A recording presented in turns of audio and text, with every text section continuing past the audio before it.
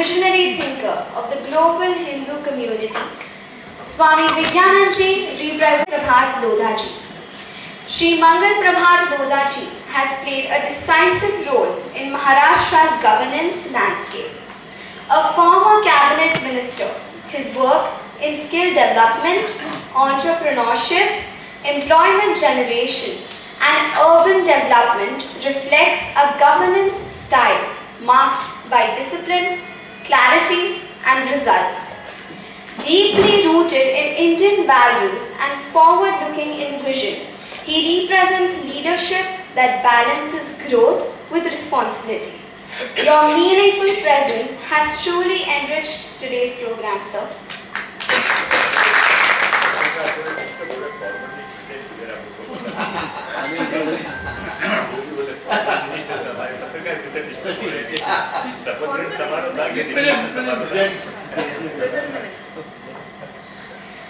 Journalism is the voice of truth that dares to question and the conscience that refuses to be silent. It bridges the distance between power and people, giving voice to those unheard. In an age when journalism often traded conscience for convenience, Dr. Vaidehi Taman chose the harder path, the uncompromising path of truth. A fearless journalist, she built her legacy, not by quoting power, but by resisting it. As founder, editor of Afternoon and The Democracy, she ran a completely self-funded newspaper for over 21 uninterrupted years. A feat rare enough to be recorded in the World Book of Records, and significant institutions such as the Times of India, Free Press Journal, and Sunday Observer, defined by clarity, courage, and ethical precision. Recognized by Forbes as a change maker, she demonstrated that journalism can be bold without being abrasive and principled without compromise.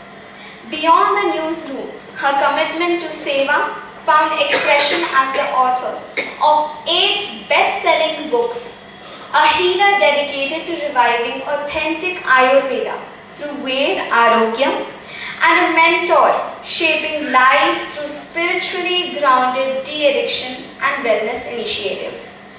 Her work in Gurukul-based Vedic education reflects a deeper concern for preserving India's civilizational and cultural continuity. Across every role she has embraced, editor, author, healer, and a teacher, one constant belong to the corridors of anyone. Afternoon Voice was started with an intention to give freedom or just release people from the bondage of intellect. So today I am just introducing my company in short.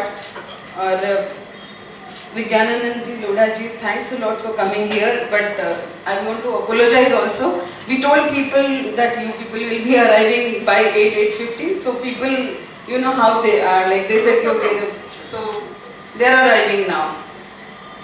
So this organization started with an intention to give vocal training to the journalists.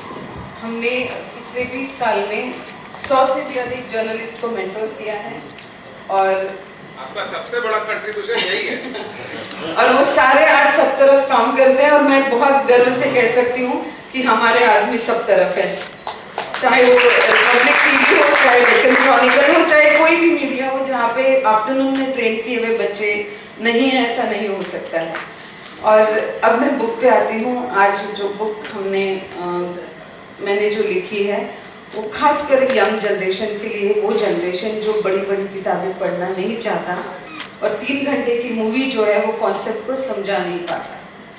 Savarkar ji को समझना बहुत ज़रूरी, इसलिए relevant और ज़रूरी है क्योंकि बहुत सारे लोगों ने नैरेटिव्स अपने अपने तरीके से स्प्रेड करके एक बहुत बड़ी वैचारिक डैमेज, ऐतिहासिक डैमेज और सोच भी छोड़िए, अपनी लाइफस्टाइल, अपनी परंपरा, हर चीज़ पे एक आघात किया हुआ है। हिस्टोरियंस जिन्होंने हिंदुत्व के लिए लड़ाई की, जिन्होंने अखंड भारत की चाहत रखी, जिन्होंने हिंदुत्व को सजा के रखा, जो इस राष्ट्र को हिंदू राष्ट्र देखना चाह रहे थे, उनकी सोच पर ही आजकल आघात हो रहा है। और ये परसेप्शन क्रिएट किया जा रहा है कि वो ऐसे थे, वो वैसे थे। तो नेमिंग और शेमिंग सिर्फ प्रेजेंट नेताओं के लिए ही नहीं है, हिस्ट्री में जाके भी डिस्टॉर्ट किया गया है। सावरकर जी की किताब लिखते हुए मैंने सिर्फ यही बताया था कि 2 स्टेट नेशंस की जरूरत क्यों थी, उन्होंने माफी क्यों मांगी थी, या उनकी विचारधारा इस अखंड भारत या हिंदू राष्ट्र को लेके क्यों थी, और आज की जनरेशन को वो मर्यादा सिखाना क्यों जरूरी है कि कुछ चीजें जो हमारे ऊपर थोपी गई है वो सब सहिष्णुता में बैठती नहीं है, और ना ही वो चीजें इतनी आसान है जितनी आसानी से आज हमने अपनी लाइफस्टाइल में लाई है। आपको अगर अपने एग्जिस्टेंस के लिए, अपने अस्तित्व के लिए, अपने होने के लिए एक हिंदू बनकर अगर लड़ना होगा तो हिस्ट्री में झांक कर उन विचारों को, उन हिस्टोरियंस को एक बार तो आपको रेफर करना ही होगा, और उनके कंट्रीब्यूशन को आप भूल नहीं सकते। ये मैसेज मुझे इस बुक में से यंगस्टर्स को देना था। सावरकर मेरे विचार के बहुत करीब है क्योंकि मैं गिरगांव में पली बड़ी हूँ, और वहाँ पे सुबह उठने के बाद मेरे घर के सामने, हाँ जी बिल्कुल, बट गिरगांव पूरा सावरकर सेंट्रिक है। तो सुबह उठते ही हमारे यहाँ गाने लगते थे, ने मजसी ने परत मातृभूमिला सागरा प्राण तळमळला। प्रमोद नवलकर जी के यहाँ पे तो ये गाना बजते ही रहता था। और इसी तरह से गिरगांव में जितने भी लोग थे वो सावरकर को तात्या कहते हैं, सावरकर नहीं कहते। तात्या के जो गाने हैं, तात्या की जो सीख है, वो बच्चों को बचपन से ही बाल रोटी की तरह पिला दी जाती है। इसलिए मैं ये कह सकती हूँ दावे के साथ कि वहाँ पे हिंदुत्व अभी भी बचा हुआ है, और बहुत अच्छी तरह, without कल्यूडेड। And I understand, Savarkar never said hate any community. Savarkar never said divide anyone, but he said protect yourself. And when you protect yourself, there are barriers. मेरी नानी एक बचपन में बहुत प्यारी कहानी सुनाया करती थी कि जब तक तुम्हारे गर्दन पर किसी के हाथ नहीं आते हैं तुम किसी को सताना मत, लेकिन कोई गर्दन पर हाथ डाल रहा है तो उसके हाथ पकड़ने की ताकत जरूर रखना। और यही हमें करना है, और यही सावरकर जी भी सिखाते थे। So I just don't want to take much time because both the guests have to quit early, but I would like to just take few names. आप बहुत लेट आए गांधी जी और सावरकर बहुत बड़ा कॉन्ट्रडिक्शन है मयंक गांधी जी, बट आप आगे आके बैठ सकते हैं। एंड हमारे बीच में एडवोकेट झा जी हैं जो बहुत बड़ा नाम है, speakers will come one after one. He also contributed a lot for the fight of Sanatan. So we all are here today to discuss Savarkar, and I would be more interested in listening it from Swami ji and Lodha ji. So I will take a seat. Thank you. Thanks a lot for coming here.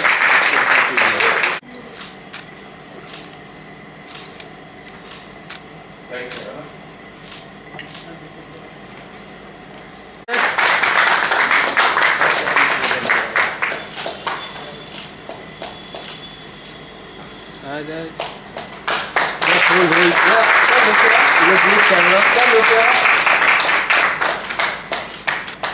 Madam hold sir.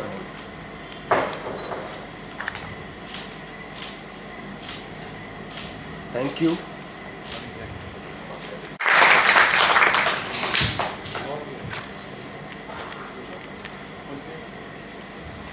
महाराष्ट्राचे आराध्य छत्रपती शिवाजी महाराजांना वंदन करून, Bharat Ratna doctor Babasaheb आंबेडकरांना वंदन करून आज इथे ज्यांचे हस्ते हा reclaiming Bharat Veer Savarkar vision for a resilient Hindu Rashtra यांचा लोकार्पण झाला, असे तुमच्या माझ्या सर्वांसाठी अतिशय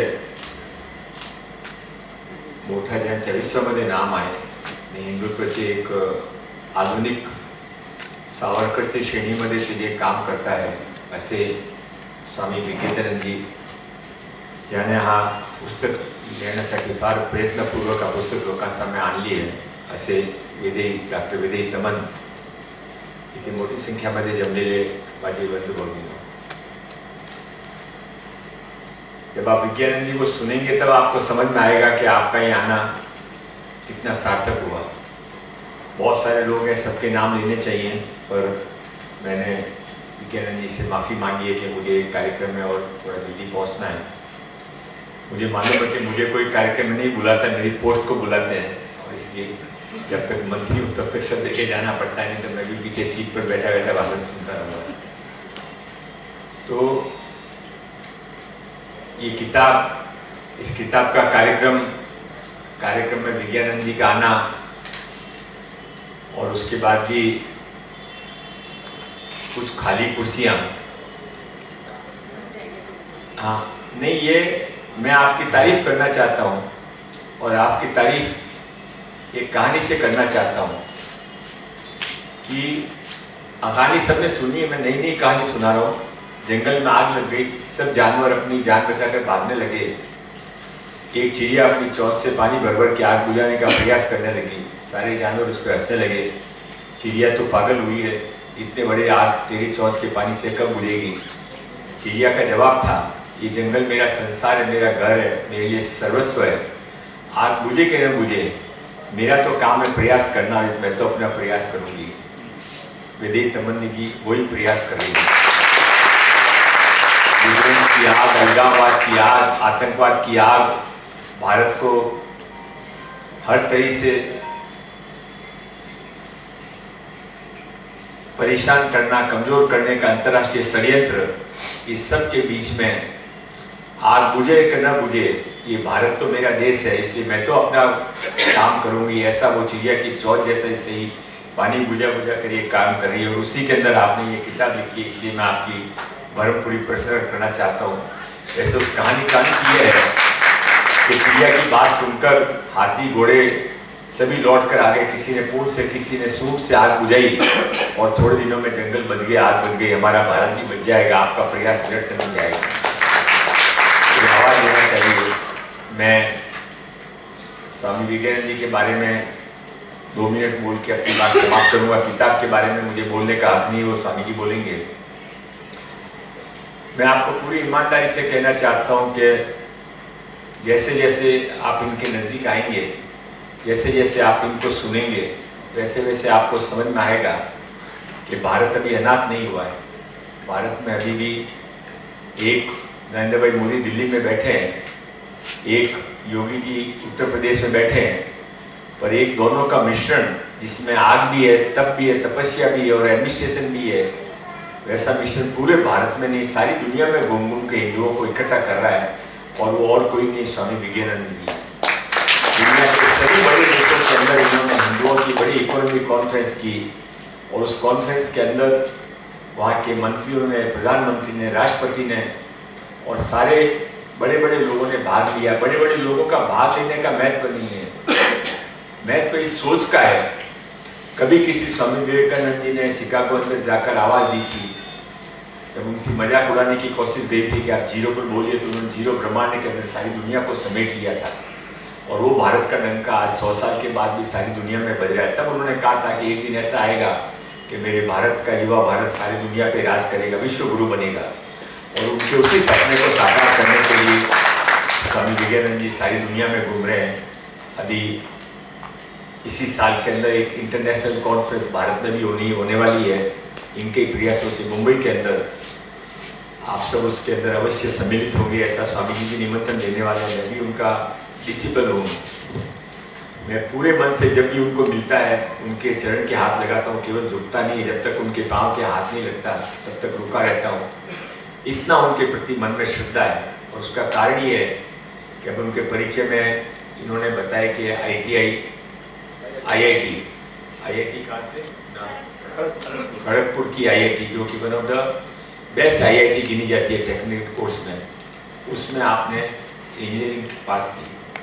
इसके अलावा जहाँ से वो बचपन में पढ़े थे, जिस आश्रम में, जिस स्कूल में पढ़े थे, उस स्कूल के अंदर टॉप से कम कोई होता ही नहीं है। और आपको ये कई चीज़ें ऐसी है जो ये बताना नहीं चाहेंगे, पर मैं बताना आपको जरूर चाहूँगा कि इस चुनाव के पहले के चुनाव के अंदर जो एक नारा लगा था उत्तर प्रदेश के अंदर, बुलडोजर बाबा, किसी को याद हो तो वो बुलडोजर बाबा न तो अमेरिका की किसी इंटरनेशनल कंपनी ने कॉइन किया था, न भारत की बहुत किसी एजेंसी ने, या जो ये इलेक्शन चलाने वाली बड़ी बड़ी चीज़ें उन्होंने किसी ने कॉइन किया था, न किसी ने राजनेता ने कॉइन किया था। पर एक बहुत बड़े संत के यहाँ से आवाज निकली और सारी दुनिया में फैल गई, और वो संत और कुछ नहीं, हमारे स्वामी विवेकानंद जी थे। और उसके कारण पूरा चुनाव पलटा। चुनाव का महत्व नहीं है, चुनाव तो आते रहते जाते रहते हैं, पर भारत के अंदर धर्म की स्थापना, भारत में सनातन की स्थापना, उसके लिए उसके बाद में वो लड़ाई और मजबूती से आगे बढ़ रही है। विदेही कमल जी ने जो किताब लिखी है सावरकर जी के बारे में, सावरकर आपने कहा वो तात्या है। गिरगांव के काफ़ी लोग यहाँ पर बैठे हैं, मैंने स्वामी जी को बताया, मैं भी गिरगांव से, मेरी कॉन्स्टिट्यूंसी गिरगांव ही है। और मिश्रा जी, मयंक गांधी जी, सारे सब एक से एक बड़े लोग यहाँ पर बैठे हैं, तो मैं ज़्यादा वक्त नहीं लूँगा। मैंने कही था कि मैं 5 मिनट में अपनी बात समाप्त कर दूँगा। मैं केवल इतना ही कहकर अपनी बात समाप्त करूँगा कि ये कार्यक्रम और ये किताब एक शुरुआत होनी चाहिए। वेदेई जी ने जो मेहनत करके ये किताब लिखी है, हमारी जिम्मेदारी है कि वो चिड़िया कभी थके नहीं, और उस चिड़िया को देखकर आग बुझाने वाले लोग भी नहीं थके। मैं वेदेई जी, आपकी जो भी आज की प्राइस होगी उसके ऊपर 50 किताबें मैं मेरी तरफ से परचेस करना चाहता हूँ, ताकि ये किताब मैं लोगों तक पहुँचा सकूँ। मैं सभी लोगों से निवेदन भी करूँगा कि इस किताब को जितना ज़्यादा लोगों तक पहुँचा सके उतना पहुँचाएं, क्योंकि सावरकर और सावरकर के विचार कभी पुराने नहीं हो सकते। कभी कोई नहीं कह सकता कि मैंने तो सावरकर को बहुत पढ़ा हुआ है। आप सावरकर के एक ही पेज को 10 बार पढ़ोगे तो आपको 10 अलग अलग संदेश मिलेंगे। इसीलिए वो इतने महान व्यक्ति थे कि सारी दुनिया उनके आसपास मंडराती है। उनको प्यार करने वाले भी मंडराते हैं और उनको नफरत करने वाले भी मंडराते हैं, पर सेंटर के अंदर सावरकर जी रहते हैं। और जितना उनके ऊपर आप चिल्लाओगे, जितना उनके विरोध में बात करोगे, उतना ही उनका कद बड़ा होता जाएगा, उतने ही ये कार्यक्रम बढ़ते जाएंगे, उतनी ही किताबें और छपती जाएंगी, और एक दिन ऐसा होगा कि पूरा भारत का सावरकर में हो जाएगा। धन्यवाद।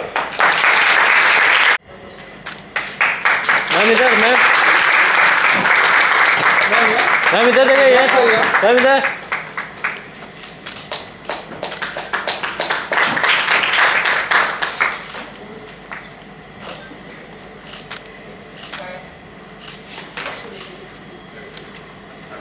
वैदेही तमन, डॉक्टर वैदेही तमन,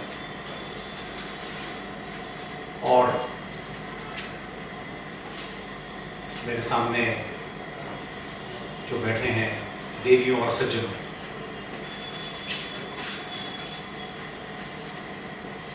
विषय सावरकर का है। और सावरकर जैसे कहते हैं कि अगर कोई बहुत ही कठिन काम हो तो ये कहा जाता है कि this is not a rocket science, but मुझे लगता है कि सावरकर को समझना सचमुच रॉकेट साइंस जैसा ही है। उनको समझना इतना सरल नहीं है।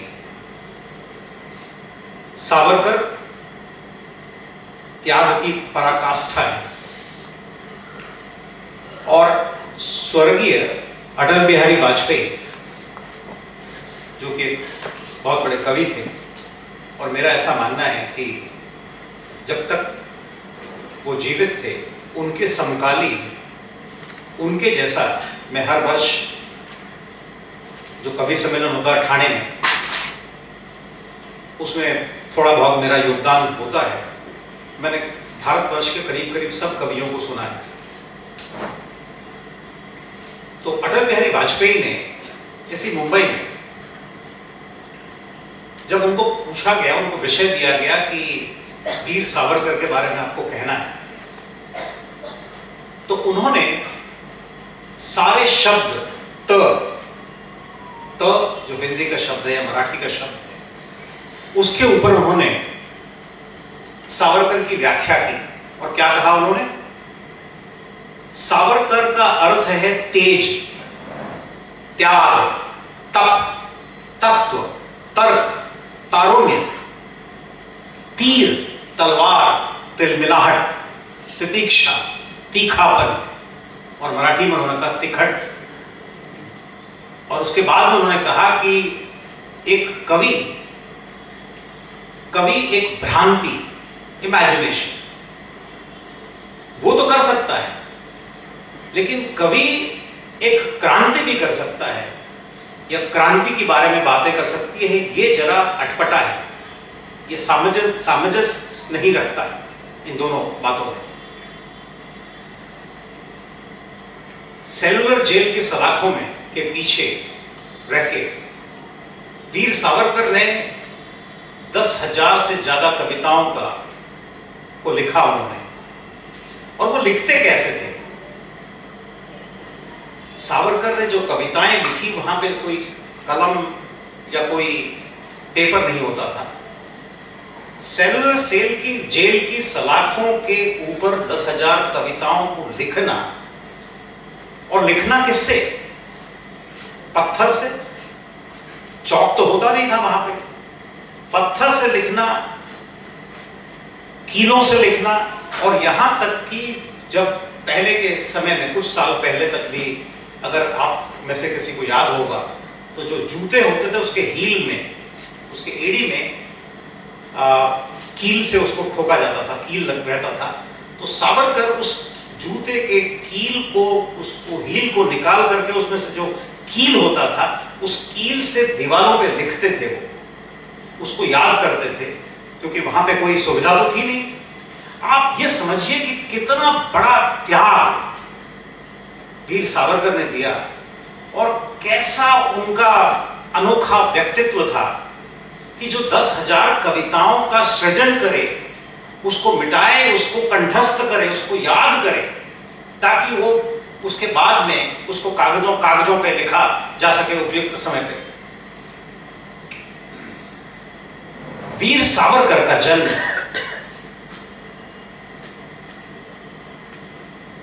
1883 में हुआ और पहली बार उनको लंदन में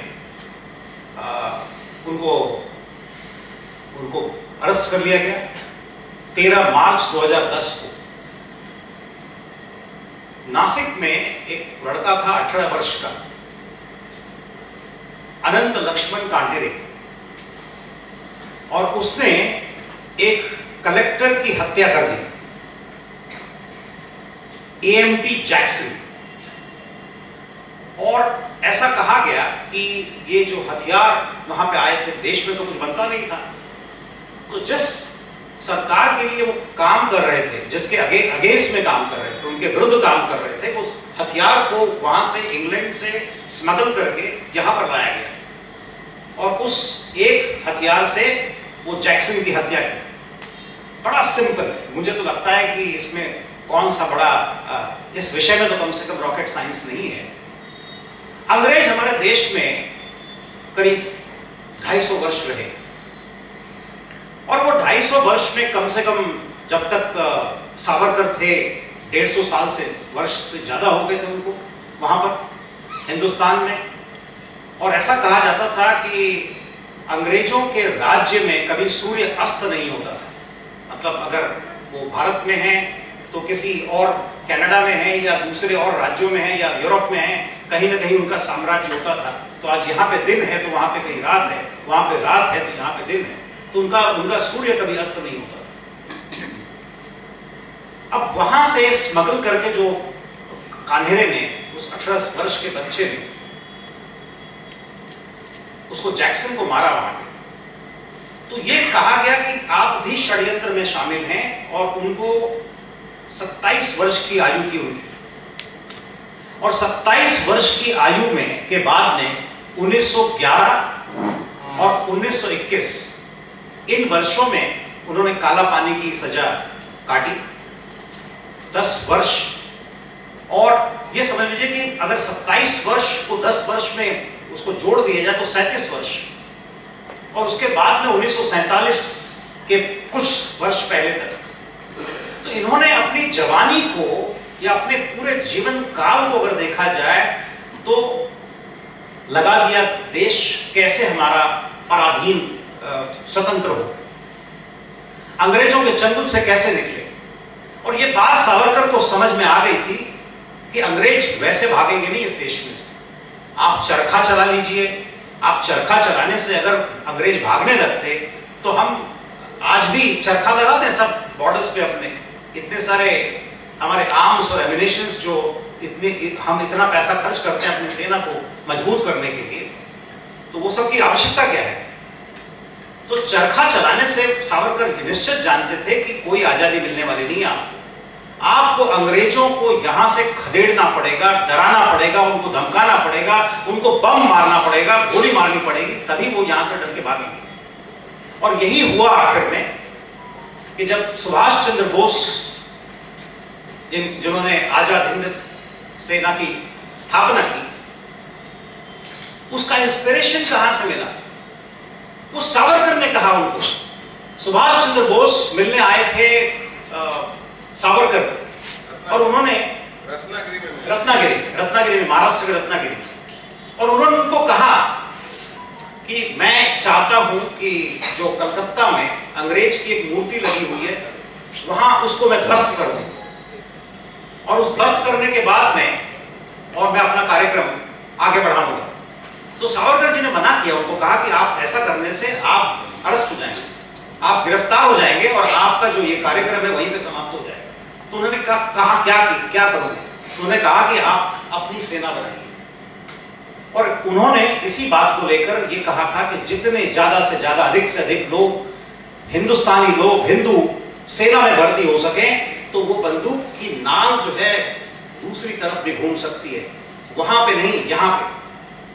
तो वो बहुत बड़े दूरदर्शी थे, वो भविष्य को देख सकते थे, कि भविष्य के संकट को देख सकते थे, और भविष्य को में क्या हो सकता है। उन्होंने 1920 और 21 में जब खिलाफत आंदोलन चला हिंदुस्तान में, तब गांधी को उन्होंने कहा था कि आपकी ये तुष्टीकरण की राजनीति इस देश में विभाजन पैदा कर सकती है।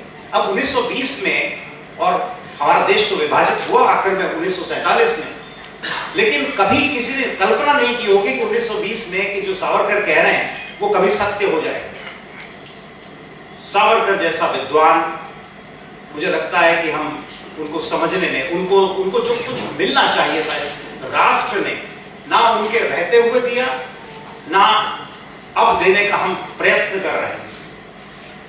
मुझे लगता है कि हम इस प्रकार के कार्यक्रम को, और इस तरफ वैदेही ने अपने पुस्तक में सावरकर के कई ऐसे विषयों को रखा हुआ है, और मैं चाहता हूं कि मैं भी पुस्तक खरीदूंगा, और मैं कई लोगों को इस पुस्तक को वितरित भी करूंगा, और आप भी इस बड़ी संख्या में इस पुस्तक को खरीदिए और अपने मित्रों को दीजिए, अपने, और यंगस्टर्स, जो यंग लड़के हैं, बच्चे हैं, उनको ये पुस्तक पढ़ना चाहिए। बहुत बहुत धन्यवाद।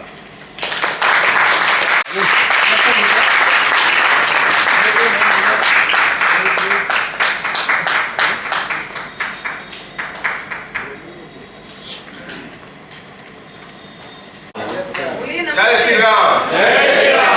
भारत माता की जय। वंदे मातरम।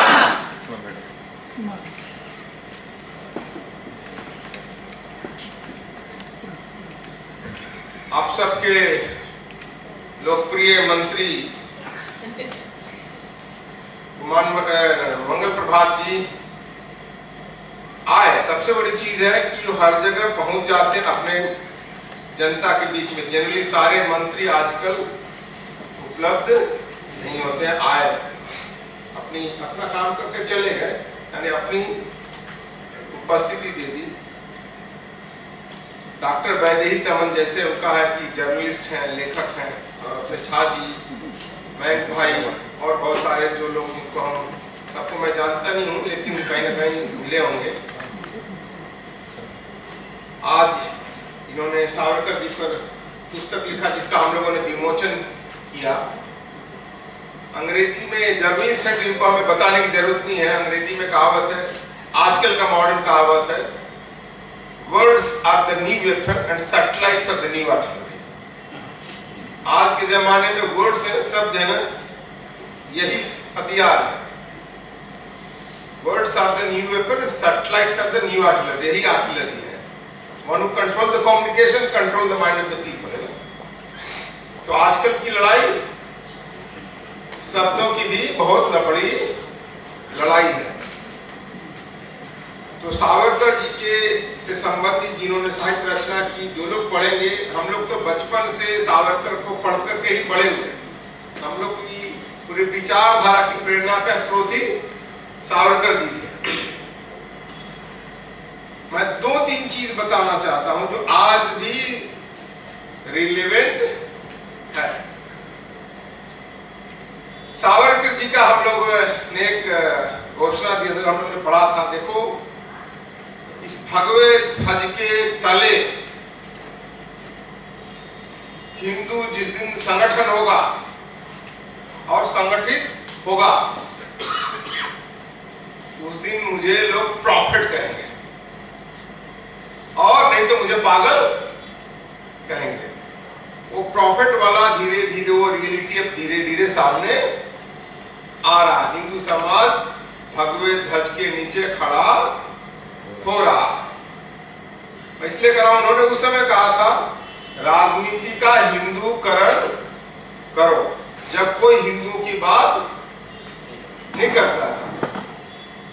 अब राजनीति का हिंदूकरण करने के लिए अब तो लोग जो कुछ भी कर सकते हैं। आपने देखा राम जन्मभूमि आंदोलन चला, हम लोग राम जन्मभूमि आंदोलन के समय के शुरुआती पार्टिसिपेंट है, उसी के प्रोडक्ट है, उसी में सब काम किया। राम जन्मभूमि आंदोलन उसी राजनीति के हिंदूकरण का एफर्ट था, जिसको सावरकर जी ने कम से कम राम जन्मभूमि से 50-60 साल पहले कहा था कि राजनीति का हिंदूकरण करो। बिना राजनीति का हिंदूकरण किए बाकी सारे चीजें होने वाली नहीं थी। राम जन्मभूमि का आंदोलन चला, पहले सब लोग हिंदू थे, लेकिन हिंदू बाय बर्थ, लेकिन गर्व से हिंदू कहने के लिए सबसे पहले अटल जी जो है ना 13 दिन के लिए प्रधानमंत्री, फिर 13 महीने एक्सटेंडेड करके 19 महीने, फिर 4.5 साल, लगभग 6 साल प्रधानमंत्री रहे। अब 2014 में जब नरेंद्र भाई आए तो अब देखो 11-12वें साल में तो प्रवेश हो चुका है। तो अब राजनीति का हिंदूकरण की ओर हम दिशा में अच्छी तरीके से तेजी से बढ़ रहे हैं। अधिकांश राज्यों में भी हिंदूवादी लोग सत्ता में हैं। तो राजनीति का हिंदूकरण सबसे पहला उनका घोषणा था। दूसरा घोषणा था हिंदुओं का सैनिकीकरण करो। हिंदुओं का सैनिकीकरण करो।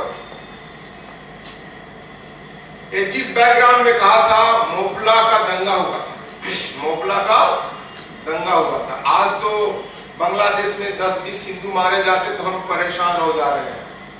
मोपला में 10,000 से ज्यादा हिंदू मारे गए थे, जिस पर सावरकर जी ने ऐतिहासिक उपन्यास मोपला लिखा। गांधी जी ने इस चीज को, हिंदू समाज का जो वीकनेस था ना, उन्होंने रियलाइज किया। वो गांधी जी लिखते हैं average Hindu is a coward, average Hindu is a coward, average Muslim is a bully. Gandhi ji, इस चीज को गांधी जी ने बोला है कि सामान्य तरीके से सारे मुसलमान बुली लोग होते हैं और एवरेज हिंदू क्या है, कावर्ड है। क्यों? कि हम मार खाने के बाद इतने हमारी मार पड़ी, डर जो हमारे स्पाइन के अंदर घुस गया। अब उस डर से निकलने के लिए केवल किताब पढ़ने से काम चलेगा नहीं, क्योंकि शास्त्र क्या कहता है, एक बलवान 10 विद्वानों को भी अपने बस में कर लेता है। शास्त्र का वचन, एक बलवान 10 विद्वानों को अपने शास्त्र वचन में अपने बस में कर लेता है। सावरकर जी ने इस हिंदू समाज की कमी, जो हमारा दुर्बलता है, कायरता है, या मार खाते खाते जो पिछले वर्षों में हम जो डर अंदर घुस गया, ये कैसे निकलेगा? कि जब तक हिंदुओं का सैनिकीकरण नहीं होगा तब तक नहीं निकलेगा। झा जी ने उसकी बात की। जिस समय द्वितीय विश्व युद्ध चल रहा था, उस समय आपको पता नहीं होगा, स्टैटिस्टिक में बता रहा हूं, भारतीय सेना जो ब्रिटिश इंडियन आर्मी थी उसमें मुसलमान ज्यादा थे। मुसलमान यानी हम उस समय भारत के हिंदू 80% थे उस समय में। अखंड भारत था, उस अखंड भारत में मुसलमान सेना में ज्यादा थे। इस चीज को सावरकर जी ने रियलाइज किया कि आज कल न कभी अंग्रेज जाएगा, परमानेंट तो नहीं रह सकता। जब जाएगा तो इस देश का सिविल वार होगा। सिविल वार होगा तो जिसके पास ताकत होगी ना, शक्ति होगी, वही अपने भूमि क्षेत्र की रक्षा होगा। यानी बंटवारा अंग्रेज करके जाएंगे तो भी उसकी आप रक्षा कर पाओगे कि नहीं कर पाओगे, इसकी कोई गारंटी नहीं है। उस समय उन्होंने कहा कि हिंदुओं का सैनिकीकरण करो। और जब नेताजी आए, नेताजी को कहा कि विदेश जाओ, उस समय अपने रास बिहारी बोस से संपर्क था। उस समय लोगों ने उनको कहा, आज जो उनको गाली देने वाले कहते हैं ना, उन्होंने तो अंग्रेजों का साथ दिया, लोगों का सेना में भर्ती करो, सेना में भर्ती करो। उनके आह्वान से उस समय बड़ी संख्या में हिंदू सेना में गए, ब्रिटिश इंडियन आर्मी में गए। और वो जानते थे कि भाई जब इंडियन आर्मी में हमारे लोग हिंदू जाएंगे तो उनको ट्रेनिंग भी देंगे, तो ट्रेंड लोग हमारे वापस आएंगे। वो जब जरूरत पड़ेगी, सामर्थ्य होगा तो अपनी सीमाओं पे भी रक्षा करेंगे। मैं इसलिए नहीं बता रहा कि अभी स्वतंत्रता नहीं हुई है, स्वतंत्रता से पहले ही उसकी आवश्यकता पड़ गई।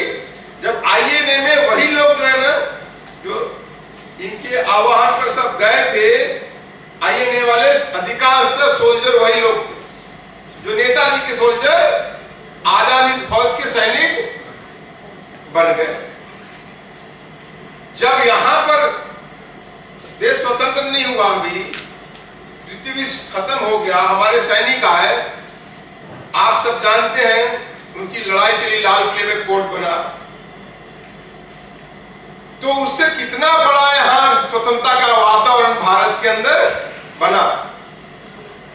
उस समय एक नारा लगता था, लाल किले सी आई आवाज, सहगल ढिल्लो शाहनवाज। उसके बाद यहां इसके आपके मुंबई में नौसेना का बहुत बड़ा विद्रोह हुआ, नौसेना का बहुत बड़ा विद्रोह हुआ। फाइनली धर्मेंद्र गौड़, जो उस समय अंग्रेजों का यहाँ पर इंटेलिजेंस एजेंसी था, उसके फोर्स 136 के इंटेलिजेंस ऑफिसर थे। उन्होंने जब इटली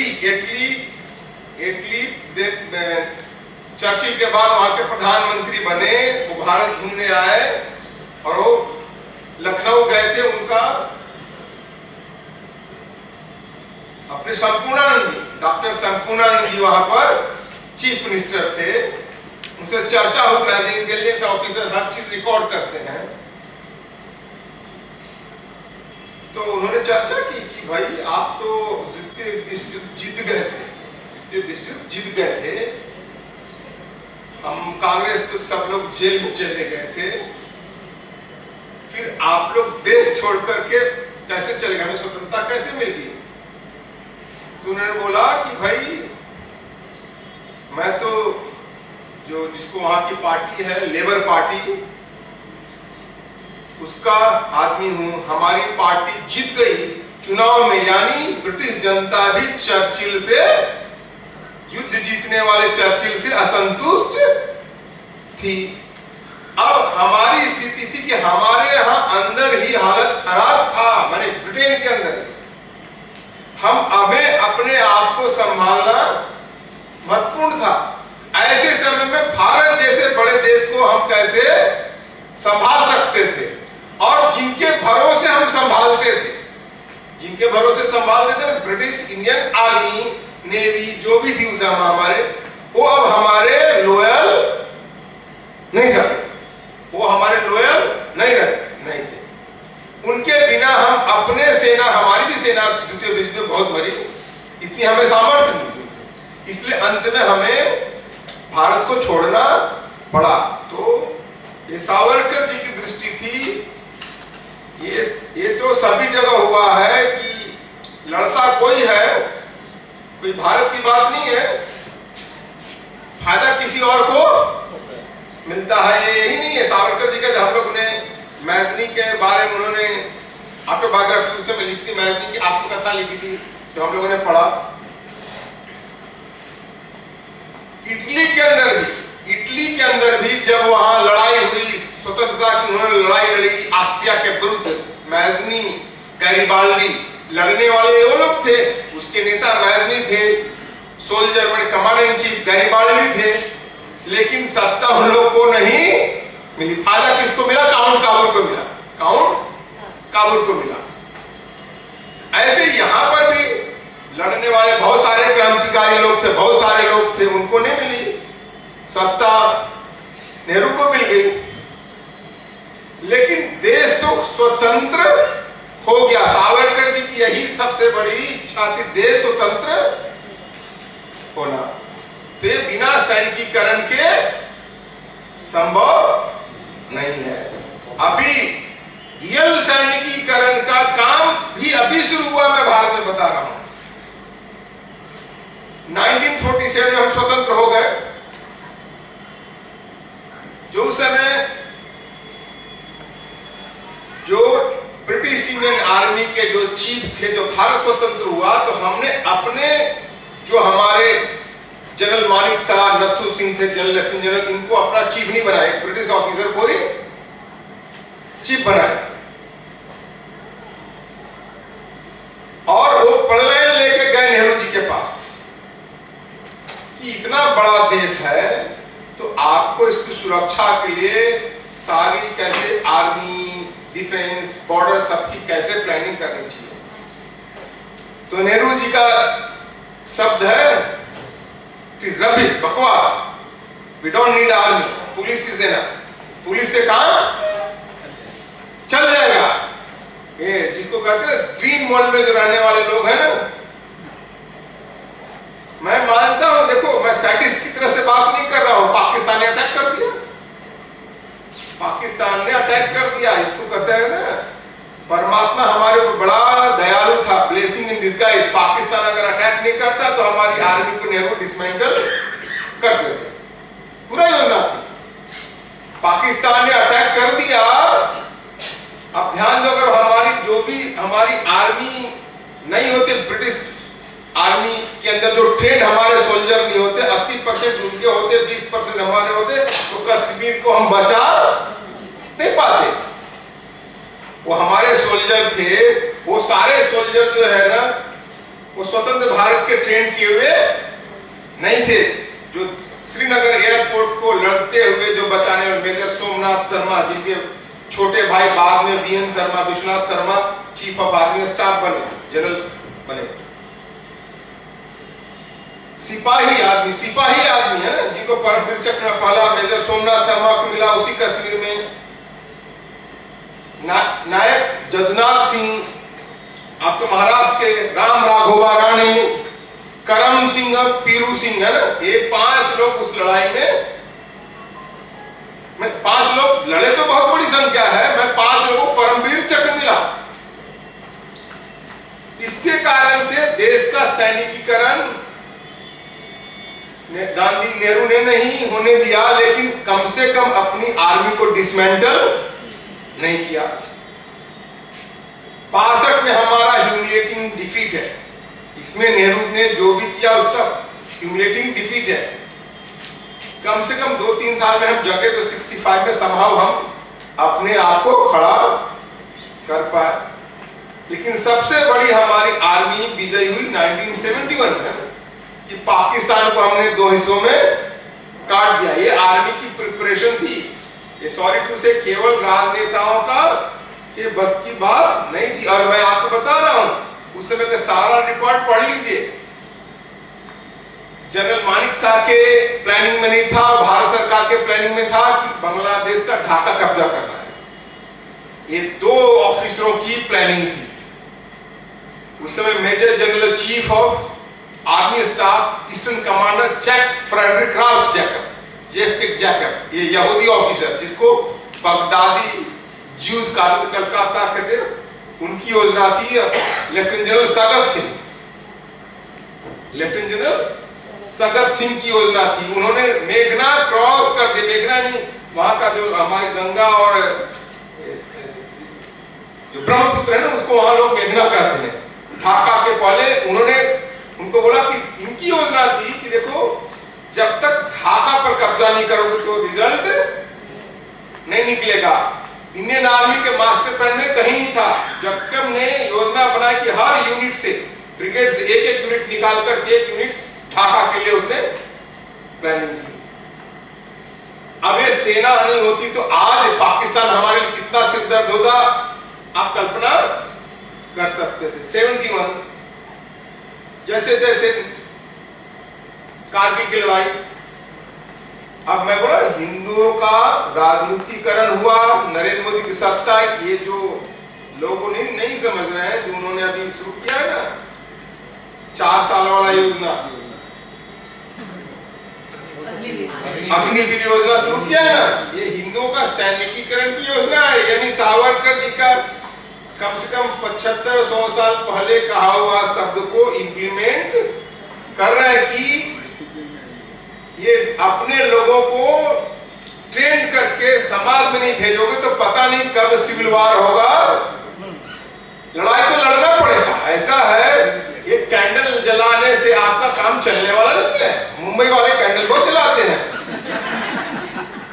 सिर्फ कैंडल। हाँ, बम कितनी बार बम फूटा है और वहां क्या गेट ऑफ इंडिया का कैंडल जलाते हैं। ऐसे काम नहीं चलेगा, उसके लिए लड़ना पड़ेगा। अब सिस्टमेटिक तरीके से सावरकर जी की बात को 90 साल के बाद जो है ना 100 साल के बाद ये सरकार उसको इम्प्लीमेंट कर रही है। तो मैंने कहा हिंदुओं का राजनीतिकरण करो, राजनीति का न हिंदुओं का सैनिकीकरण करो। तीसरा उनका स्लोगन था देश का औद्योगिकीकरण, देश का औद्योगिकीकरण करो। देश स्वतंत्र हो गया, देश स्वतंत्र हो गया। आप देखो हमारे देश में लड़ाई नहीं हुई, हमारे सैनिक दुनिया में लड़े। तो इसलिए उस लड़ाई के समय में ब्रिटिश गवर्नमेंट को सप्लाई के लिए जो भी चाहिए था हमारे यहाँ मैन्युफैक्चरिंग होता था। उसके कारण उस जमाने में $1.5 बिलियन का हमारे पास सरप्लस था। $1.5 बिलियन का सरप्लस था। नेहरू जी ने, क्योंकि वो नेहरू जी ड्रीम वर्ल्ड में रहने वाले आदमी थे, जिसको दुनिया रियलिटी की दुनिया में नहीं रहते। मैं ये बोल रहा हूँ, ये मैंने नहीं लिखा है। नेहरू जी के खास अपने जो आदमी थे एमो मथाई, उनकी 2 पुस्तक है, my reminiscences of Nehru and my days with Nehru. उसी में लिखा कि Nehru used to live in the dream world, he was not realistic person, जो उनके साथ क्लोजली रहे। कहीं दुनिया में ऐसा देखा है? सरकार अपने जनता से टैक्स लेती है और अपने जनता के विरोधी कंपटीशन करती है। पब्लिक सेक्टर अंडरटेकिंग बना करके क्या हुआ, उन्होंने आपके पैसे से और आपसे कंपटीशन कर रहे हैं। वो गुजरात में सारी दुनिया में कहावत है, गांधी जी ने इसको बार बार रिपीट कहा कि राजा व्यापारी तो प्रजा भिखारी। राजा का काम व्यापार करना नहीं है। नेहरू जी ने व्यापार करना शुरू कर दिया, पीयूसी बनाने लगे और सारे पीयूसी लॉस में चल रहे हैं। बहुत ही कम पीयूसी फायदे में। उसका बोझ भी आप दोनों तरफ से जनता को मार पड़ रही है। आपका टैक्स लेके फैक्ट्री खोल रहे हो, लॉस हो रही, तो बाद का लॉस भी आपको ही दोनों तरफ से, जैसे ढोलक पे दोनों तरफ से पीट रहे हैं। उसका परिणाम क्या हुआ कि हम जो अमीर थे, सरप्लस था, धीरे धीरे उड़ते गया और हम धीरे धीरे गरीब होते गए। मैं आपको बता रहा हूं, सेकेंड वर्ल्ड वॉर के बाद सारा आज यूरोप जो देख रहे हैं, यूरोप इस सेकेंड वॉर के बाद जो इकोनॉमिक बूम हुई उसका परिणाम है। जापान खंडर हो गया था, लेकिन जापान खड़ा हो गया, वही औद्योगिकीकरण के कारण से। जर्मनी खड़ा हो गया, लेकिन हमारे पास तो इंडस्ट्री, हमारा डिस्ट्रॉय नहीं था, हमारा सब कुछ था, लेकिन हमने अपने इंडस्ट्री को बढ़ने नहीं दिया। इसको रस्सी, जिसको संकड़ बोलते हैं हमारे यूपी में, लोहे का जंजीर, आप लोग यहाँ जंजीर बोलते हैं, जंजीर में जो बांध दिया, उसको बढ़ने नहीं दिया। क्या हुआ? हम धीरे धीरे धीरे धीरे गरीब हो गए। एक समय तो ऐसा आएगा कि हमारा डब्बा लेकर के पेरिस क्लब में हर जगह मानते थे। वो दुर्गति नरसिम्हा राव ने समझ ली। 1991 में हम ब्रेक, हालत खराब थी, उन्होंने इकोनॉमी ओपन किया। जिस इकोनॉमी को गाली देते थे, यही नेहरू की इकोनॉमी जो मैं बताया, 2% ग्रोथ बोलते थे, यानी चिढ़ाने के राज किसने ने बोला 2% ग्रोथ, हिंदू ग्रोथ रेट, माने हमें चिढ़ाने के लिए हिंदू ग्रोथ रेट। देश वही है, समाज में सब कुछ वही है, केवल आपने रिफॉर्म अभी बड़ा नहीं हुआ था, उसको तो अनसैक्लिंग ऑफ द इकोनॉमी। हम सेकंड फास्टेस्ट इकोनॉमी बन गए, मैन्युफैक्चरिंग सारा उद्योग बनने लगा। मनमोहन सिंह जी आए, फिर पिछड़ गए, फिर हम गए। अभी धीरे धीरे दोबारा जिस चीज में हम नहीं पीछे थे, है ना, नरेंद्र भाई ने जैसे हम क्रिटिसाइज करेंगे, ठीक है, हमारी उतनी हमने जो पिछले 60-70 साल में नहीं हो पाया, कितनी जल्दी थोड़ा उन्होंने PLI प्रोडक्शन लिंक इंसेंटिव लाए। आज देखिए सारा चीज यहाँ बनने लगा। जब बनने लगा तो धीरे धीरे सब चीज आएगा। शुरुआत में चाइनीज प्रोडक्ट गाली देते थे, थर्ड क्लास है, अब देखो वहां के प्रोडक्ट अच्छे निकलने लगे, कैपिटल आया। बचपन में हम लोग तो जापानीज प्रोडक्ट को भी खराब मानते थे, छोटे थे, धीरे धीरे जापानीज प्रोडक्ट क्वालिटी के प्रोडक्ट हो गए। अब देखो, मैं इसलिए बता रहा हूं कि 1973 के आसपास जो है ना, अमेरिका ने इंदिरा गांधी जी को कहा कि हम आपके यहाँ सेमीकंडक्टर इंडस्ट्री डेवलप करना चाहते हैं। इंदिरा गांधी ने बोला नहीं, वो ताइवान चले। आज ताइवानीज कंपनी ही जो दुनिया की सबसे बड़ी सेमीकंडक्टर इंडस्ट्री है। हमने उन सब चीजों का फायदा नहीं हुआ है। अब देखिए थोड़ा सरकार जागी है तो हमारे 5-6 अब सेमीकंडक्टर फैब्रिकेशन सेंटर बनने लगे। तो अब रियल सेंस में सावरकर जी ने उस समय सोचा देश का औद्योगिकरण नहीं होगा तो इतनी बड़ी जनसंख्या को हम एम्प्लॉयमेंट दे नहीं सकते। केवल सर्विस इंडस्ट्री से काम चलने वाला नहीं है, क्योंकि इकोनॉमी जब बढ़ेगा तभी उससे होगा। आज स्थिति यह है कि उस समय देखेंगे, हम लोग यंग थे उस समय, इमरजेंसी के टाइम में स्कूल में पढ़ते थे, तो नारा था गरीबी हटाओ। गरीबी हटाओ क्या, गरीब को ही हटा देंगे। अब पहली बार जो है ना दुनिया में खड़े होकर के घूमते हैं तो जनता बोलती है। अभी पिछले साल हमारा world Hindi economic forum Adelaide में था। आपको तो मेट्रो होता ना, वहाँ शहर के अंदर जो डाउनटाउन सिटी है वहां पर सरकारी ये सब ये नहीं है, क्या नाम, जो बस जो चलती है ना वहाँ ट्राम चलती है, क्योंकि इन्वायरमेंट कॉन्शियस ट्राम चलती है। तो शहर के अंदर जो ट्राम है फ्री है, विद इन एक लिमिट है ना, डाउनटाउन जिसको कहते हैं शहर का, उसमें ट्राम टाउन लिमिट फ्री है, कोई भी बैठ के जा सकते, क्योंकि उनको ये कार वगैरह नहीं चाहिए। हम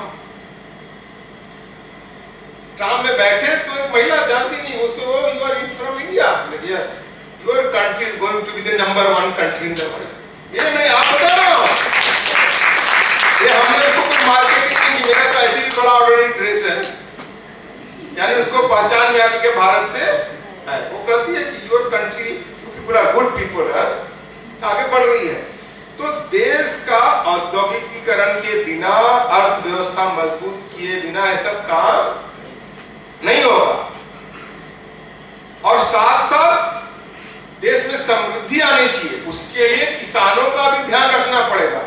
किसान की परचेजिंग पावर नहीं बढ़ेगी, उसका किसान ही ठीक नहीं होगा, उसको प्रॉफिट नहीं होगा तो कुछ भी चलने वाला नहीं है। हमने हर क्षेत्र को इग्नोर किया। तो आज समय आ गया है, सावरकर जी का की जो बात है ना, मैं वही दीपाल याद करा वैदेही जी, भगवे ध्वज के नीचे जब लोग खड़ा होंगे ना तो मुझे प्रॉफिट कहेंगे। आज वो आने वाले 10, 20, 25 साल में और इसका रियलाइजेशन सबको होगा। मैं दूसरा चीज बता रहा हूं, हिस्टोरिकली में बता रहा हूं। ठीक है, सत्ता आ गई, नेहरू जी की आ गई, चल गई, लेकिन कोई सत्ता परमानेंट रहती नहीं। एक पैरेलल मैं बता रहा हूं, इजराइल यहूदियों का देश है ना, इजराइल यहूदियों का देश नहीं था, वहां तो पैलेस्टाइन था, मुसलमानों का प्रभाव था। डेविड गुन गुरियन, जिसको बेन जॉन गुरियन जिन्होंने नाम बताया, डेविड गुन गुरियन है, इजराइल स्वतंत्र हुआ, उनके स्वतंत्र होने से पहले उनकी एक संगठन था हगाना। थोड़ा और मैं बैकग्राउंड जा रहा हूं। 1897 में एक थियोडर हर्जल नाम के जर्नलिस्ट, आपके बिरादरी का आदमी, यहूदियों का पहला कॉन्फ्रेंस वहां ऑर्गेनाइज किया, और उस कॉन्फ्रेंस में बोला कि नेक्स्ट पहला कॉन्फ्रेंस जिसको next 5 year next 50 year Jews will homeland, अगले 5 साल तो 50 साल में यहूदियों को होमलैंड जाना है, ध्यान दो। लेकिन कैसे जाए, ना आर्मी है, ना देश है, ना सेना, कुछ भी नहीं है। उसने कहा road to Jerusalem will go through the business and economy, business economy के माध्यम से जाएगा। और बिजनेस इकोनॉमी का सारे बिजनेस, बैंकिंग फाइनेंस, आज जो जानते दुनिया में लोग ना बैंकिंग फाइनेंस, उनको पता होना चाहिए कि आज भी दुनिया में जितना यहूदियों का पास फॉरेन रिजर्व है ना, G7 देश है, G7 उनसे डबल द फॉरेन रिजर्व है उनके पास। दुनिया की बैंकिंग फाइनेंस इंडस्ट्री को कंट्रोल करते हैं। मैं इंपॉर्टेंट बात क्या बताना चाहता हूं, उसी समय हगाना एक मूवमेंट शुरू हुआ था, वॉलंटियर ऑर्गेनाइजेशन। हगाना से के लोगों को लगा है सब ढीले ढाले टाइप के ऐसे काम चले, उससे एक अलग से मूवमेंट शुरू हुआ, बहुत लड़ाकू क्रांतिकारी लोगों का ग्रुप। वो ग्रुप था इरगुन, उसको कहते हैं नेशनल मिलिट्री आर्मी, जिसको उसकी भाषा में नेशनल मिलिट्री आर्मी कहते हैं, नेशनल आर्मी मिलिट्री आर्मी जो की भाषा में जूस लैंग्वेज में। उसको फाउंडर जेबितस की बाद में मेनिन बेगिन हुए। जब देश स्वतंत्र हुआ तो सत्ता डेविड गुन गुरियन के सोशलिस्ट जो लोगों के हाथ में आई, बाद में उसी में से स्टैंडिंग ग्रुप निकला, लेकिन धीरे धीरे वो सारा ग्रुप धीरे धीरे खत्म होने लगा, और जो इरगुन के ग्रुप थे, स्टैंडिंग ग्रुप थे, धीरे धीरे मेन स्ट्रीम में आने लगे। पिछले 30, 35, 40 सालों से आजकल वही लोग इजराइल की सत्ता में हैं, वो पुराने लोग खत्म हो गए। ये सारे आपको इज़ाक राबिन, एरियल शरोन, ये जो नेता ना, सब उसी परंपरा के लोग हैं, यानी वहां पर भी वो खड़ा हो रहा है। तो मैं यही पैरेलल ड्रा कर रहा हूं कि सावरकर जी की जो विचारधारा थी देश को मजबूत करने के लिए, वो धीरे धीरे हिंदुस्तान, थोड़ा टाइम इसलिए लगा कि सावरकर जी तो बहुत एडवांस थे, बहुत दूर सोचा करते थे। सावरकर जी की दृष्टि क्या 100 साल आगे थी। मैं इसलिए बता रहा हूं कि जब सावरकर जी जेल में गए अंडमान में, काला पानी में, तो लोगों को तो सबको वहां चिंता थी, यहाँ जो पुराने उनसे पहले के क्रांतिकारी थे, बारिंदर घोष, हेमचंद कानूनगो, तो सब बड़े निराश थे कि यहाँ से तो हमारा हड्डी ही जाएगा, हड्डी मर के ही जाएंगे, क्योंकि कोई बाहर नहीं निकलता था। तो उनका कहना था कि इतने दिन अंग्रेज थोड़े न रहेंगे, यहाँ इतने दिन अंग्रेज नहीं रहेंगे। और वहां देखो जेल के अंदर बंद है, कोई बाहर कोई बुक फुक नहीं है, लेकिन वहां क्या कह रहे हैं कि ये हमारा बहुत बड़ा नेवल बेस बनेगा और बन सकता है। आज भारत सरकार 100 साल के बाद, 110 साल के बाद इंटीग्रेटेड कमांड वहां बना रही है। तो समस्या क्या, सावरकर जी 100 साल पहले सोचते थे, हम लोग को सावरकर जी ग्रास करने थोड़ा टाइम लगेगा, इसलिए अब वो 100 साल हो रहा है। धीरे धीरे आने वाली जनरेशन को सावरकर जी की जो मैं बता रहा हूं कि हर क्षेत्र में, कौन से क्षेत्र में जाइए, सावरकर जी लेखक हैं, सावरकर जी कवि हैं, सावरकर जी इतिहासकार हैं, सावरकर जी क्रांतिकारी हैं, सावरकर जी वक्ता हैं, दूरदृष्टा है। कौन से क्षेत्र में चले जाइए, ऐसी प्रतिभा का आदमी मिलना मुश्किल, कठिन है। हम लोग को बड़ा गर्व है कि हम ऐसे महान पूर्वजों के वंशज हैं। मैं इसलिए बता रहा हूं, अंत में कितना टाइम हो गया, मैं इसलिए बता रहा हूं कि हम उन पूर्वजों के वंशज हैं कि मैं बार बार सब जगह बताता हूं।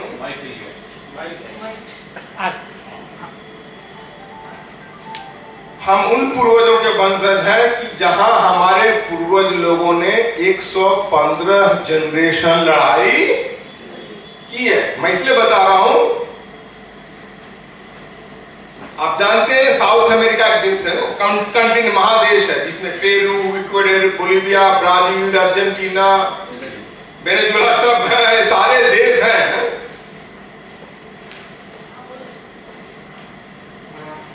उस देश को वहां पर पुरानी बड़ी सभ्यता थी, इनका, मय सभ्यता, एज़टेक सभ्यता, उसको एक स्पेनिश बाद में पुर्तगाली लोगों ने मिलकर के 100 साल से भी कम समय में इतने बड़े महादेश को उन्होंने कब्जा कर लिया, कब्जा करके कन्वर्ट भी कर दिया।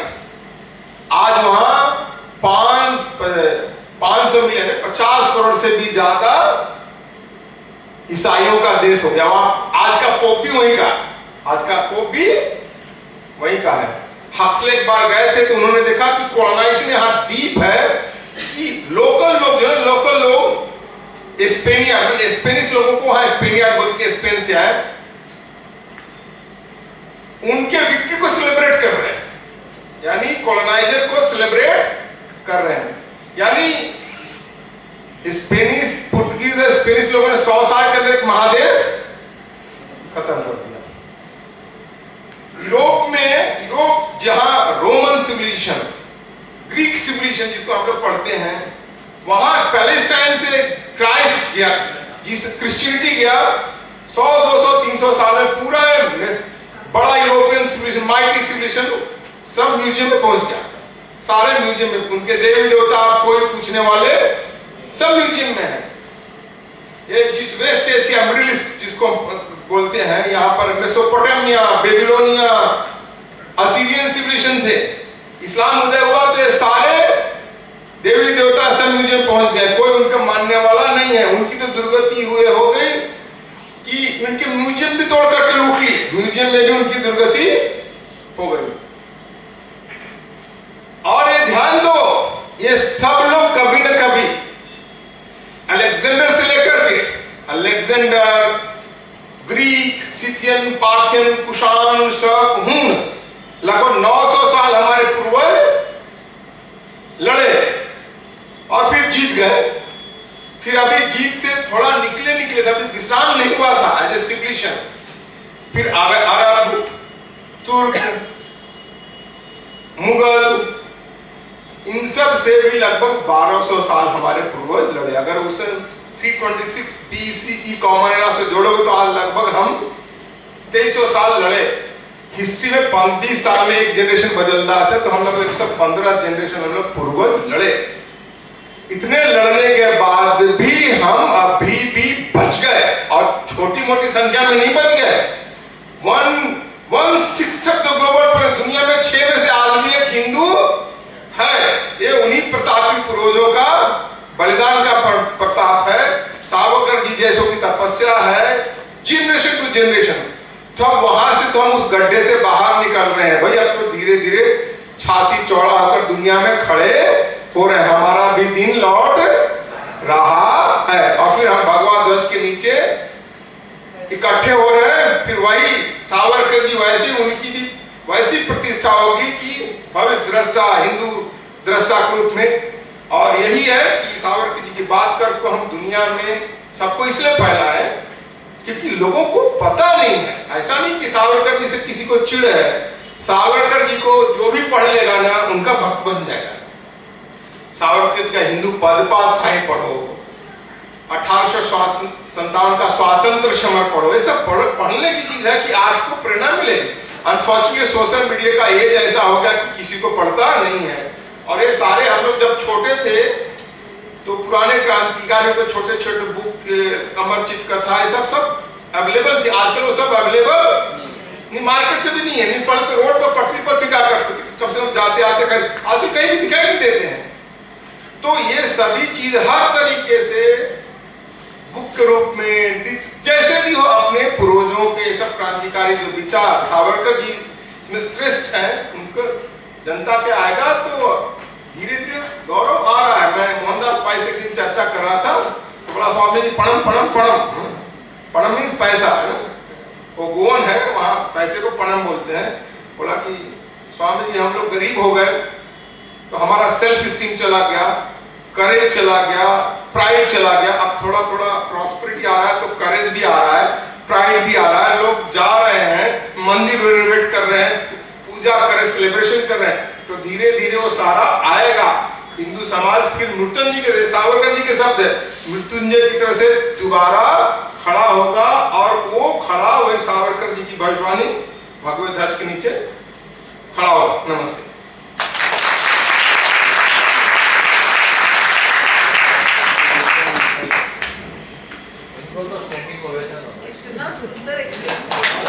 प्रोटोकॉल और वी हैव अ प्रैक्टिस।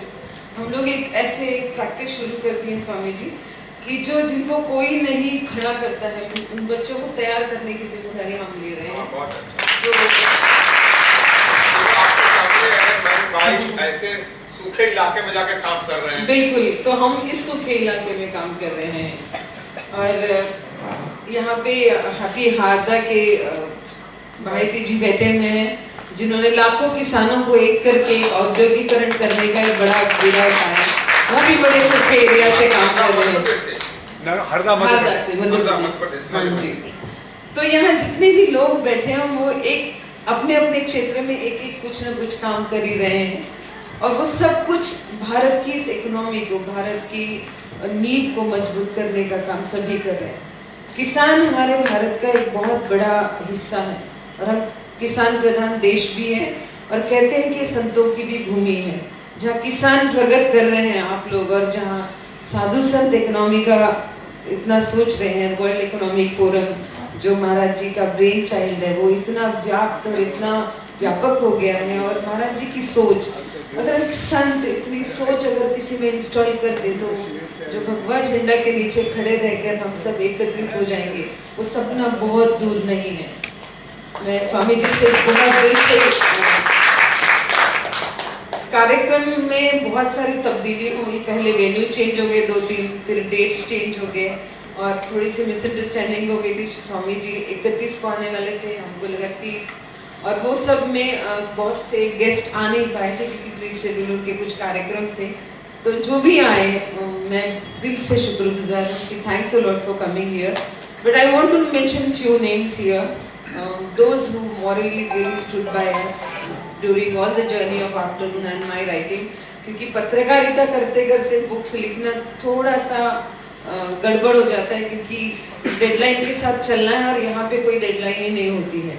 तो दोनों लाइंस को लेके चलना एक बहुत बड़ा टास्क है, और उससे भी ज़्यादा जिम्मेदारी इस वक्त मेरे पे ये है कि हम लोग एक आश्रम चलाते हैं कल्याण में, जिसका नाम ही कल्याणेश्वर महादेव आश्रम है। वहाँ पे आदिवासी बच्चों को हम वेद सिखाते हैं, पढ़ाते हैं। बहुत सारे अनाथ बच्चों को मैंने अडॉप्ट करके रखा है, वो पढ़ रहे हैं, कोई मेडिसिन कर रहा है, कोई ब्यूटिशियन है, कोई कुछ है, कोई कुछ है। लेकिन वो सारी जिम्मेदारियों को लेके चलते वक्त सावरकर जी को जब मैं लिख रही थी, मैंने कहा ये बालगुरु हमको बचपन से ही मिलता है। हमारे यहाँ पे हम गाने बचपन से ही सुनते हैं, और आप गिरगांव में जाके किसी भी बच्चे से तात्या का कोई भी गाना सुनने को कहोगे तो वो सुना देगा आपको। तो ये जब मैं लिख रही थी तो मेरे दिमाग में चारू नेत्रा की ही जनरेशन थी, क्योंकि मैं चाह रही थी कि ये जनरेशन समझे कि ये आज़ादी इतनी मुफ्त में और इतनी सस्ती नहीं मिली थी, और मिलने के बाद भी आज और एक आज़ादी के लिए हम लड़ रहे हैं। वो आज़ादी है हमारे अस्तित्व की, और उस अस्तित्व की लड़ाई को लड़ते वक्त जैसे स्वामी जी ने 5 चीज़ें बताई सावरकर जी की जो सोच थी उस बारे में, उसकी तरफ भी हम अग्रसर हो ही रहे हैं। और मैं चाहती हूँ कि हम में से हर एक जन, आप में से जो जितने भी लोग टी शर्ट पहने हैं मी सावरकर, ये एक्चुअली सिर्फ टी शर्ट पहनना नहीं है, आप अपने अंदर सावरकर को उतारिएगा। एक पल के लिए सोचिएगा कि आप सावरकर जी के कौन से एक गुण को आत्मसात करके इस देश को एक उंगली थाम कर आगे ले जा सकते हैं। और मेरे बुक लिखने का प्रयास भी सिर्फ यही है, इसलिए आप सब आए, ये बातें सुने, इस सब के लिए मैं आप सबकी दिल से शुक्रगुजार हूँ। मेरे गिरगांव से भी बहुत सारे लोग आए हैं यहाँ पे, बहुत बहुत से पत्रकार हैं, इतनी व्यस्तता में भी पत्रकार लोग, उनको भी बहुत दिक्कत हुई। 3-4 शिफ्ट थे, पहले प्रेस क्लब में रखा था, सब वहाँ के वहीं थे, काफी लोग थे। 150 पत्रकारों ने आपसे मिलने का बिल्कुल इच्छा जताई। हम मिलेंगे उनसे। क्या मैं बेंगलोर से आ रहा था, मैंने कहा उधर जाऊंगा तो 1 घंटा ट्रैफिक का पता नहीं, बिल्कुल 9 बज बिल्कुल जाएगा। बिल्कुल। तो